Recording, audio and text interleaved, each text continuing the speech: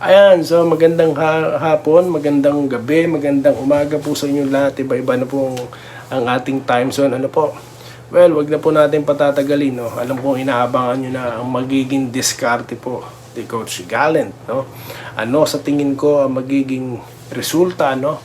At yun nga, yung diskarte niya para makalusot at makuha po ang ticket for Game 7. Ayan. Well, as I mentioned earlier, sa discarding Meralco, no, discarding Nenad at Trillo, tayo po'y naghahangad ng Game 7. Bakit? For the content. De, joke lang. Well, syempre, namamimiss ko po kayo, guys. Diba? Hida nyo nabuo po yung funding natin through comments and suggestions. Ano po, guys? Kahit na may mga ilan-ilang nagbabash, no? Pero napakarami pong supporters, kaya maraming salamat po. Okay, mabilisan po, no? Tatlo kagad. Tatlong mga bagay na dapat gawin po ni Coach Gallant at kanyang coaching staff. Ano po? So ano yung mga yan? Well, unahin na po natin ang number 1. Ang adjustment po na ginawa, no, ng Meralco. Paano po ito i-exploit ng kalaban? Nakita naman po natin na sila po ang tinapatan, no, sa pamagitan ni Bates at ni Almasan sa gitna. Alam ko na medyo nagulat kayo dyan sa mga taga San Miguel. Ano po? Kung hindi man, well, edi okay. Pero kapansin-pansin po sa laro, no, na talagang well prepared ang Meralco. So ngayon, ang gagawin po, ang diskarte po dito, no, sa pakiwari ko ng Meralco, dadalin po nila sa foul trouble ang malalaking player po ng netong ng Meralco, no. At siguradong gagawin nila yan sa pamagitan ng pangahapit, no, sa ilalim ni Junmar Fajardo. Yan na po ang magiging tool ng San Miguel, no. Wala na pong iba yan, no. Bakit po? Napakarami pong opportunity kapag nang hapit na sa ilalim. Ito pong si Junmar Fajardo, no. Papasok po tayo sa pangalawa na dapat na mangyari na gagawin po ng San Miguel. Ang paghahanap po ng second chance opportunity, no, via rebound, no. Dahil nga po they're going to play big. Siguradong magiging team team effort sa rebound para po mapigilan ang transition offense ng Meralco, dahil di naman na po sikreto ang gagawin ng Meralco, no. Nabanggit nga natin kanina, yan at yan lang po ang gagawin nila. At paano po nila pipigilan yan? Kailangan po na tuloy-tuloy ang kanilang opensa. Kailangan po lahat ng kanilang tira, kung di man pumasok, magkaroon sila ng second chance points. Kaya po dapat team rebounding po, no. So kung nandyan po, may suggestion po dito ang ating commenter, no, na bakit po kaya hindi natin first 5 si Big Manuel? Gulatan din lang ang usapan, Hindi gulatin natin sila. Si Manuel lang ilagay nyo, di ba? So yan po ang aking suggestion sa number 2, no. At number 3 naman po, no, mabilis, no, number 3 na kaagad. Baka kasi mag-skip kayo, Number 3 po, yung passing lanes po. Kailangan po clear ang passing lanes.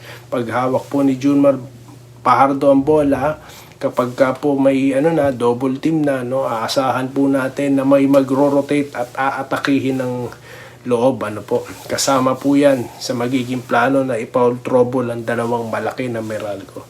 Dahil pag nangyari po yan, malaki pong bagay, no, na makasalaksak sila ulit, and at the same time hindi sila makaporma kay Junmar, no. Hanggat maaari, bitbitin na sa foul trouble, bagalan ng laro, since ito po ang identity ng San Miguel, po.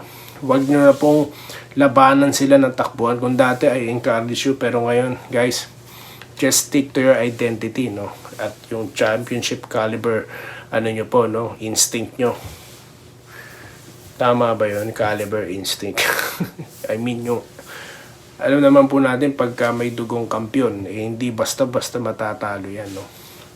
Kaya dyan po ang gagawin ng San Miguel. In other words, manghahapit, no, ang San Miguel para po dyan sa Game 7 na yan, no? Dahil nga itong Game 6 ay napakahalaga para sa kanila to stay alive in the series, ano po, at magkaroon ng winner take all, no? At dahil nga po ang San Miguel may mga veterano, ano po, sigurado po na na advantage po sila pagdating dyan. At ang ating nga pong prediction, di ba, sa serye na yan, sila ang magkakampiyon, ano po. Yun na nga lang, sobra po tayong na-amazed, sobra po tayong naging fan, no? At talagang napahanga ng play nitong Meralco, napaka world class, no? Ano po, at napaka sistematiko, napaka efficient, ano po, ng mga tawag dito, ng kanilang place. Walang nasasayang, ultimo segundo hindi sayang diba, dahil tatakbo at tatakbo sila, talagang planado, diba? So yan po ang number 1 na sinabi natin na kailangan pigilan nila, no? Number 2 pala yun, kasi nga dun po magsisimula, no, yung transition offense na itong Meralco, no? At bantayan na pong maigi, no, yung tawag dito, yung mga scorer nila. Well, paano mo nga naman babantayan ng scorer nila? Yan po ang malaking sikreto dyan, ano po. Babantayan, ang dami nilang scorer. Yan po ang big challenge, di ba? Anong ibig kong sabihin? Na po ito, team defense na po, no? Ibig kong sabihin, kailangan po mas mabilis ang rotation, no, para mabantayan, dahil lahat po titira, no. So ang disadvantage diyan na San Miguel is kung two bigs, po. So kailangan po talaga may magko-contest ng tira pag may nag-cut from Meralco, and at the same time dapat po maganda ang communication para po sa switches, no, kung sakali pong tumikada, no, sa labas ang mga Meralco, di ba? Dahil kahit sino po dyan puputok. Yan po ang dapat yung antabayanan dyan. Pwedeng si Banjero, pwedeng si Maliksi, pwedeng si Bong Quinto, at yung consistent, like playing like an import, no, na si tawag dito, sino nga ba yun? Si Newsam, ayan. Kasi naiisip ko si CJ Perez, no. So ngayon nga, syempre, consistent scorer po natin si CJ Perez, po. Kaya sigurado po talaga napuputok yan, po. And at the same time, yung si Terence Romeo, no. Maganda siguro sa bayan na yan, Romeo Perez. At itong si